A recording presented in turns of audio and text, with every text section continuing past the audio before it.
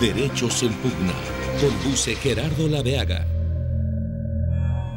Nuestra Constitución señala que toda persona tiene derecho a que se le administre justicia pronta, completa e imparcial. Pese a ello, nuestras leyes prevén decenas de mecanismos que casi parecen diseñados para que la justicia sea larga y complicada. Quien quiera que haya sido parte en un juicio sabe que este puede prolongarse ad infinitum y que a base de amparos una sentencia puede no ejecutarse nunca. ¿Por qué ocurre esto? ¿Quién está fallando? Buenas noches, bienvenidos a Derechos en Pugna, un programa de abogados para no abogados.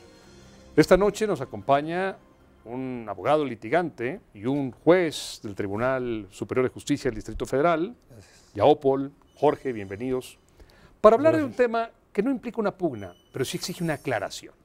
¿Por qué los juicios se prolongan tanto en México? El artículo 17 de nuestra Constitución dice: toda persona tiene derecho a que se le administre justicia por tribunales que estarán expeditos para impartirle en los plazos y términos que fijen las leyes, emitiendo sus resoluciones de manera pronta, completa e imparcial. ¿Esto ocurre así en México, Jorge? ¿Ocurre así en México, Yaopol? Hay un chiste muy famoso en que un abogado notable se va a Europa 2 meses de vacaciones y deja a su hijo, pasante de Derecho, no sé de qué universidad, encargado del despacho. Y cuando llega el papá, el hijo le dice: pa, ya resolví el asunto de la señora Pérez. Y el papá monta en cólera y le dice: oye, eres un burro.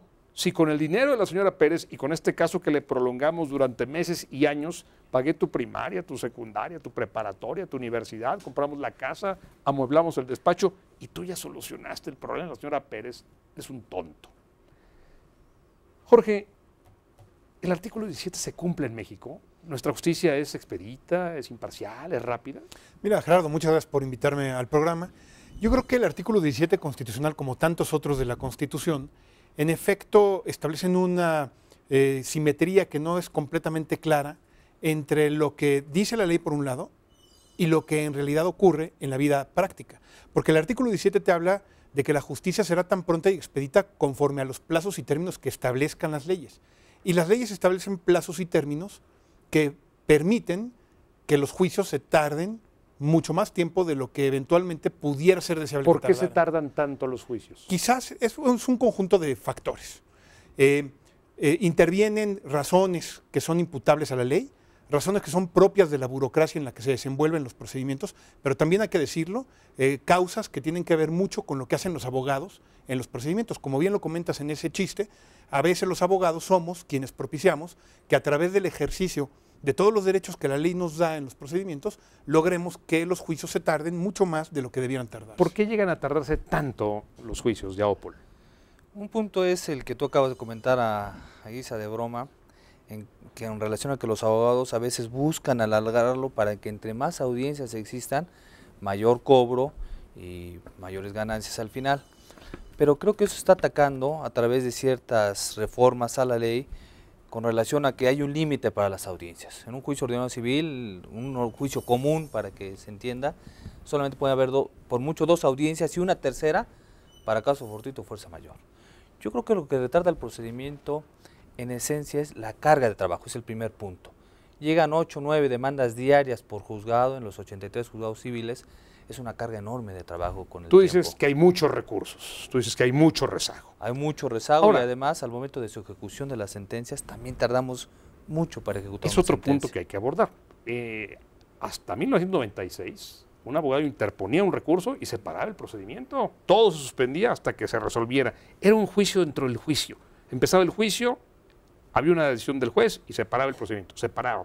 Y tardaba años. Me decía un notable abogado, que no voy a decir su nombre: no, estoy encantado, este asunto ya lleva 10 años, este ya lo prolongué a 12. Sin embargo, y a pesar de todas las reformas que hay, cuando uno piensa en los juicios hipotecarios en Arizona, ¿cuánto tarda un juicio hipotecario en Arizona? ¿3 semanas? 3, 4 semanas. Sí. ¿Cuánto tarda en México? En México aproximadamente al dictar una sentencia, con las reformas que se aplicaron, no pasa de 3 meses. Para dictar 3 sentencia, meses. 3 meses para dictar una sentencia. Un Por juicio eso, ejecutivo mercantil, que tendría que ser rapidísimo. Leí hace poco un informe que hicieron en el ITAM, 1 año y medio. Un ejecutivo mercantil, 1 año y medio. ¿Por qué? ¿Por el rezago? No, yo podría dudar de ese informe, no creo que tarde tanto, 1 año y medio, no puede ser. 1 año nos tardamos en un juicio ordinario mercantil, ordinario civil. Lo que es el procedimiento de la demanda y la sentencia. ¿Por qué? Porque ahora ya se aplica el principio de oficiosidad. Rápido, uno apunta, el secretario de acuerdos abre el juicio a prueba, hace una certificación cuando termina la etapa de ofrecimiento de pruebas y entonces tiene que ese día pedir el expediente y dictar el auto admisorio. Señala la fecha para audiencia y las que no estén preparadas se declaran desiertas, esto es, ya no se reciben, ya no la parte ya no tiene oportunidad de presentar a su testigo y se cita para sentencia, primero los alegatos. Sea como fuere. Sí. ¿Por qué se prolongan los juicios? Mira, ¿para qué un abogado litigante prolonga tanto un juicio? Pueden ser varios los factores, es decir, no hay una sola razón por la que los juicios tarden más de lo que a veces deberían de tardar, pero también hay que decir que a veces los procedimientos deben tardar lo necesario para que también la justicia sea de calidad, sea expedita y realmente resuelva el problema. En estos casos no siempre la prisa es la mejor consejera. Ahora, en México más o menos el promedio de tiempo de un caso civil está sobre los 2 años, 2 años y medio, en todas sus instancias. 2 años es mucho. No necesariamente, habría que ver de qué estamos hablando y no necesariamente tomando en consideración que hace no muchos años la media en la que se tardaba un procedimiento en México eran 5 años y hace todavía unos 15 años era todavía más. Cuando yo empecé a litigar, Gerardo, uno de mis primeros casos me lo encomendó una tía, porque así empieza uno con casos que le pasan a los familiares. Mi tía no había podido sacar un inquilino, llevaba 15 años peleando contra el inquilino, que tenía una renta congelada donde pagaba 85 centavos muy puntuales cada mes y por esa razón llevaba 15 años en un pleito en el que no lo podía lanzar a pesar que el inquilino ya no tenía contrato.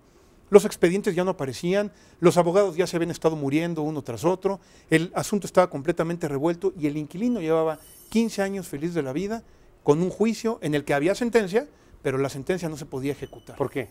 Porque existían una serie de protecciones en ese momento en las leyes a favor de los inquilinos con rentas congeladas que evitaban que la ejecución de las sentencias, como dice la Constitución, fueran una realidad. ¿Siguen Se esas quería ejecutar la protecciones? sentencia, si se quería ejecutar la sentencia y ella demostraba que estaba pagando las mensualidades, no se ejecutaba.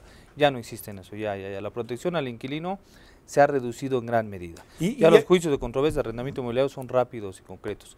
Y en muchos sentidos hay que reconocerlo también, no solamente los juicios de arrendamiento inmobiliario, también hay que decirlo, el tribunal y la ley han hecho esfuerzos sostenidos en los últimos años para lograr que los juicios no tengan esa duración terrible.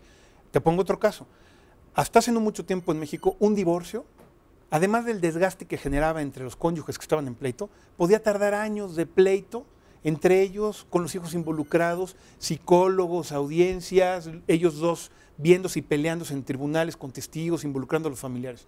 Hoy, un divorcio en México tarda 2 o 3 semanas, por el famoso divorcio express, que ya requiere un procedimiento expedito, y hay que reconocer que ahí la ley y también las prácticas de los tribunales lo han acortado. Entonces, por ejemplo, en un caso de divorcio, en donde el desgaste era abrumador y pasaban años de pleito, hoy tienes un procedimiento que dura, no sé, 4 semanas. Yo te puedo poner un ejemplo de cuáles asuntos ordinarios se alargan. Hipotecarios, ejecutivos, arrendamiento, creo que ya son rápidos. Y quiero que me digas por qué después de un corto al que vamos. Muy bien.